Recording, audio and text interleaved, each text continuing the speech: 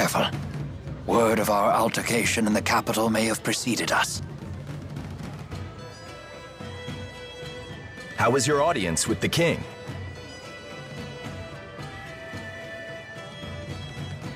I'm sorry, we'll have to talk later. Can we depart right away? Well, I guess that's possible. You in some kind of hurry? Yeah! The king's men are hot on her! No need to rush off.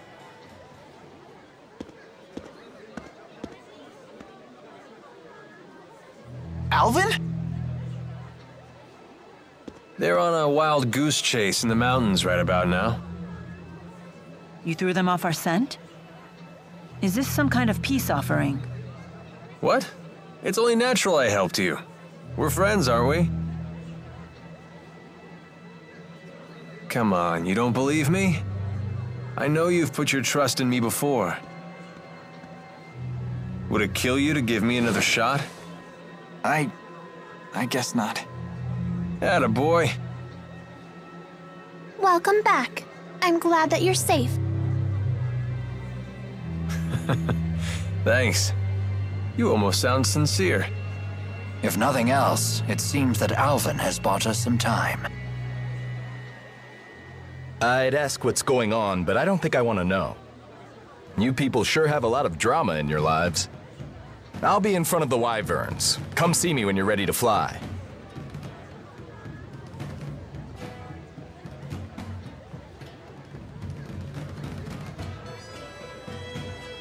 It's finally time.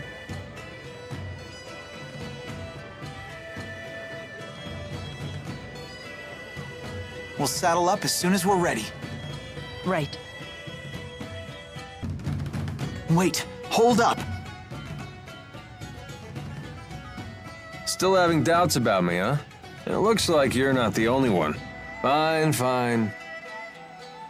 Remember the first time the three of us went to Nia Khera, and I went off by myself? The time that I came out of my shrine and Jude was the only one there?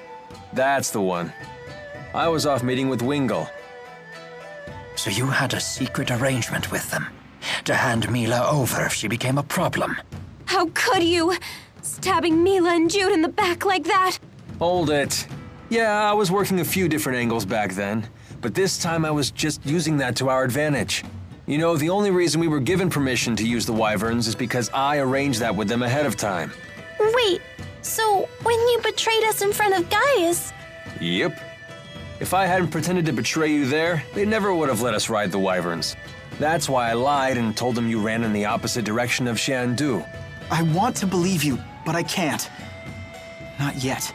That reminds me. That Pressa woman we met at Kijara Sea Falls. It seemed like you already knew her. What do you want to know? Who is she, really? How can we trust you if you keep hiding information from us? Hey, all right, calm down. No need to get snappy. Do you even know what you're putting us through? I met her when I was working for Rashagal's intelligence service. At the time, she was an Arjul secret agent working undercover in Fenmont. And? After that, we became more personally involved. You probably don't want to know the specifics. Okay, I believe you, but I still don't trust you. You're so cute when you're upset. Stop that. I'm still angry at you. All right, all right. Alvin, can I ask you one last thing? Of course. Tell us why you're helping us. What's in it for you? You're asking that now? Because I love the hell out of you guys, of course. More lies! How could you even think that? I'm hurt.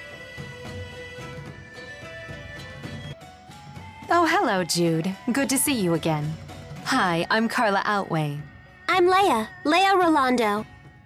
Hey, I recognize you. I've seen you here in the city before, haven't I? Name's Alvin. I do get around. It's possible you've seen me before. What about yourself? You must be from out of town if you're staying at the inn. That's right. I'm from Canbalar. I haven't been home in a long time, though. Oh, we've been there. Not the most pleasant of trips. I'm sorry to hear that. Were you able to meet with King Gaius? We did. He's a stern man, but clearly very dedicated to his people. In a way, he was kind of amazing. Kind of amazing, yeah, but super scary. Why can't he just be nice to people? King Gaius didn't always used to be that way. Do you know about the Battle of Fezabel? Well... It was a battle fought on the Fezabel outback 20 years ago between Rashagal and Azul. The battle only ended due to a giant tsunami. No one's sure why it appeared when it did. It ended up causing dramatic changes to the region's spirit climb. That's how it became Fezabel Marsh, with all its twisted marsh flows. Oh, right. That Battle of Fezabel. Yup, it's all coming back to me. Wow, you actually remember? I'm kind of shocked. You don't need to be embarrassed if you don't know. It's never too late to learn. Oh, Carla, you're so nice. You could learn a lot from her, Jude. Uh-huh. During that battle, Gaius led a battalion of Longdao soldiers, even though he was a member of a different tribe himself. At just 20 years old, he led his troops to victory against an entire regiment of the Rashagal army.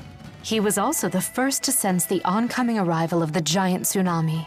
He advised the Longdao chief to retreat, but the chief couldn't bring himself to give the order. The tsunami ended up swallowing both armies and wiped out Gaius's entire battalion. So that's how he became the ornery fellow we all know and love. Gotta hand it to him, though. It is true that most folk want a strong leader to guide them. And he's certainly won the trust of his people. Gosh, Carla, you really do know all about history. Well, at least when it comes to King Gaius. Is there a reason for that? There just might be. See you later, everyone. What do you think she meant by that? I wonder. I'm surprised to see you here. What can I do for you today? Carla, if you don't mind us asking, what's your relation to King Gaius?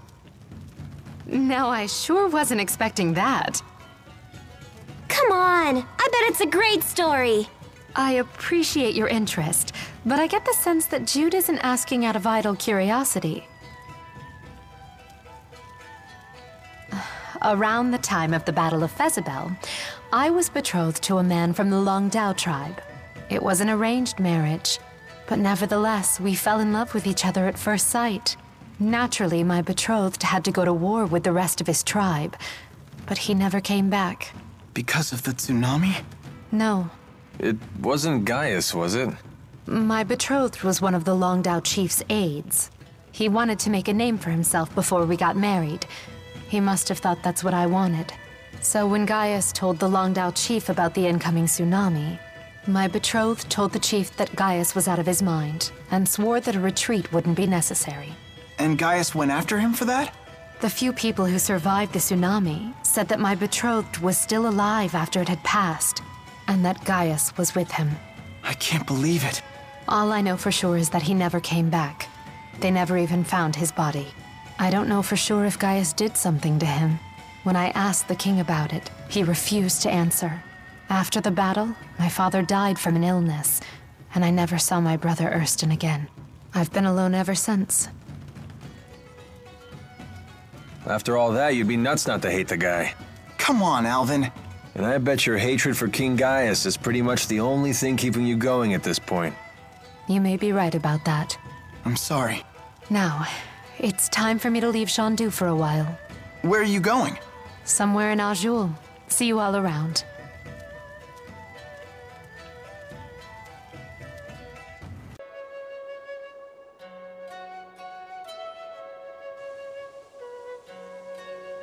Everyone's gone. And now more of my memories are gone with them. But they weren't very good memories, were they? No, but they're still better than having nothing at all. Hey, come on. The fruit trees are still here. The mountains are still here. I don't have memories of fruit. I do. I remember having fruit curry for dinner once a week. Oh yeah, the mayor always put apples in it. It was her favorite thing to make. Although, it was a little too sweet for me. Hey, wait a minute. Tipo can talk about things that Elise isn't even consciously aware of? I guess so. Then maybe Teepo can help you remember the things you've forgotten. Didn't you say Shandu looked familiar? If we use Teepo there, maybe you can remember something.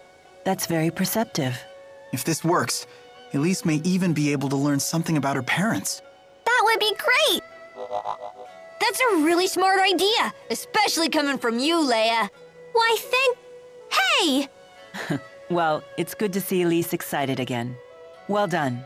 In Leia's case, I think that was probably half inspiration and half blind luck. Well, here we are at Shandu. Do you remember anything? When you ask it like that... It's way too much pressure. Don't feel like you need to force it, Elise.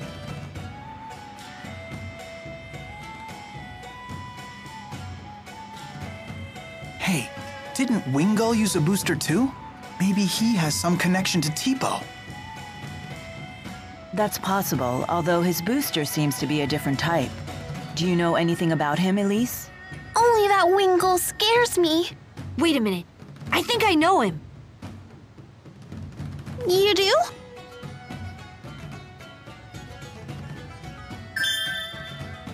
I've got it! Wingull was in the laboratory. He was? I don't remember him being there. He used to be way thinner. He was the guy who was always in pain from the prototype's side effects or something. You mean test subject number 1? Sounds like we're getting somewhere. Wingull must have volunteered to be a booster test subject. The people at the laboratory said they could have never made Teepo without him. Could that mean that Wingull is... My father? Wingull said that the experiments had been humane, but can we really trust him? If nothing else, at least we know the experiments had a purpose beyond mere cruelty.